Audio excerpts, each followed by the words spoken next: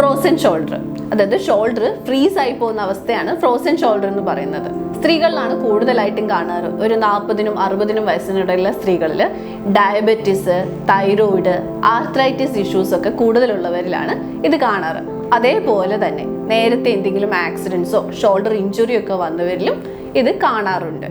ഓഫീസിൽ ഇരിക്കുമ്പോൾ ഷോൾഡറിലേക്ക് direct തണുപ്പടിക്കുക, body weight കൂടുതലുള്ള ആളുകൾ ആ സൈഡിലേക്ക് ചെരിഞ്ഞ് ഈ ഷോൾഡറിലേക്ക് ബോഡി വെയിറ്റ് വരുന്ന രീതിയിൽ കിടന്നുറങ്ങുക, ഇങ്ങനെയൊക്കെ ചെയ്യുന്നവരിലും ഫ്രോസൺ ഷോൾഡർ കാണാറുണ്ട്. ഫ്രോസൺ ഷോൾഡറിൻ്റെ മെയിൻ ബുദ്ധിമുട്ടെന്ന് പറഞ്ഞു കഴിഞ്ഞാൽ ഇത് നമുക്കൊരു 1.5 വർഷത്തോളം നമ്മളെ അലട്ടുന്ന ഒരു അസുഖമാണ് ഫ്രോസൺ ഷോൾഡർ. ഇതിന് 3 സ്റ്റേജസ് ആയിട്ടാണ് ലക്ഷണങ്ങൾ പറയാം. ആദ്യത്തെ സ്റ്റേജ് ഒരു 3 മാസത്തോളം ഉണ്ടാവും. അതിയായ ഷോൾഡർ പെയിൻ, അത് രാത്രിയിലാണ്, കിടന്നുറങ്ങാൻ പറ്റാത്ത രീതിയിലുള്ള ഷോൾഡർ പെയിൻ ഉണ്ടാകും.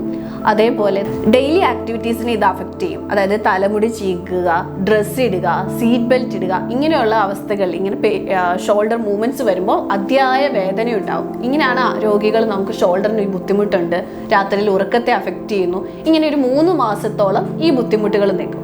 അതിനുശേഷം ഈ ബുദ്ധിമുട്ടുകൾ കൊണ്ട് തന്നെ അവർ ആ ഷോൾഡർ അനക്കാതെ വന്ന് വളരെ സ്റ്റിഫായിട്ട് യാതൊരു മൂവ്മെന്റ്സും, അതായത് ജസ്റ്റ് ഒന്ന് പൊക്കിയാൽ തന്നെ അതിയായ വേദനയോടുകൂടി ആയിരിക്കും താക്കാൻ പറ്റുക. പിന്നീട് മൂവ്മെന്റ്സ് അവർ പൂർണ്ണമായിട്ടും ഒഴിവാക്കും. അതുകൊണ്ട് തന്നെ ഈ ഭാഗത്തെ മസിൽസ് ഒക്കെ പൂർണ്ണമായിട്ടും ശോഷിച്ചു പോകും.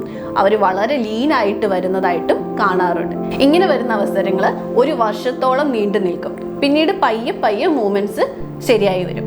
ഇത് ഈ ഒരു ഷോൾഡറിനെയാണ് അഫക്റ്റ് ചെയ്യുന്നതെങ്കിൽ ഇതൊന്ന് കുറഞ്ഞു വരുമ്പോഴത്തേനും മറ്റേ ഷോൾഡറിലേക്കും ഈ ബുദ്ധിമുട്ടുകൾ വരാനുള്ള ചാൻസസ് ഉണ്ട്. അപ്പം ആദ്യമേ തന്നെ ഒരു 3 മാസം നമുക്ക് ഈ ഒരു ബുദ്ധിമുട്ട് തുടങ്ങുക, രാത്രിയിലത്തെ വേദന കാണുക, ഡെയിലി ആക്ടിവിറ്റീസിൽ അഫക്റ്റ് ചെയ്യുക, അങ്ങനെയൊക്കെ വരുമ്പോൾ തന്നെ നമ്മൾ ഡോക്ടറിനെ കണ്ട് ഇത് ഫ്രോസൺ ഷോൾഡർ ആണെന്ന് ഉറപ്പ് വരുത്തുകയും അതിനുള്ള ട്രീറ്റ്മെൻറ്റുകൾ എടുക്കുകയും വേണം. ആയുർവേദത്തിൽ നമ്മൾ ആയുർവേദ ഓയിലുകൾ വെച്ച് മസാജുകളായിട്ടും ട്രീറ്റ്മെൻറ്റ്സുകളായിട്ടും ആ മസിൽസ്, ഇപ്പം 2nd സ്റ്റേജിലാണ് നമ്മുടെ അടുത്ത് വരുന്നതെങ്കിൽ ആ മസിൽസിനെ കൂടുതലായിട്ടും നമ്മൾ സപ്പോർട്ട് ചെയ്യുന്നതിന് ഉദ്വർത്തനം പോലെയുള്ള ട്രീറ്റ്മെൻറ്റുകൾ ചെയ്ത് ആ മസിൽസിനെ പരിപോഷിപ്പിക്കുകയും ഞവര ട്രീറ്റ്മെൻറ്റുകൾ വഴിയും ഇതിനെ പൂർണ്ണമായിട്ടും നമുക്ക് ഫ്രോസൺ ഷോൾഡർ ഭേദമാക്കാൻ സാധിക്കും. എന്നിരുന്നാലും കുറച്ച് കാര്യങ്ങൾ ഫ്രോസൺ ഷോൾഡറിൽ ശ്രദ്ധിക്കേണ്ടതുണ്ട്. നമ്മൾ കിടന്നുറങ്ങുന്ന പൊസിഷൻസ്, നമ്മളുടെ എക്സസൈസ്, ആദ്യം ചെയ്യേണ്ടത് ഈ ഒരു പൊസിഷനിൽ നിന്ന് മുകളിലേക്കുള്ള എക്സസൈസുകൾ ചെയ്യാതെ ശ്രദ്ധിക്കണം. ആദ്യം ആ രീതിയിൽ വളരെ ലൈറ്റായിട്ടുള്ള എക്സസൈസുകൾ ചെയ്തു തുടങ്ങണം.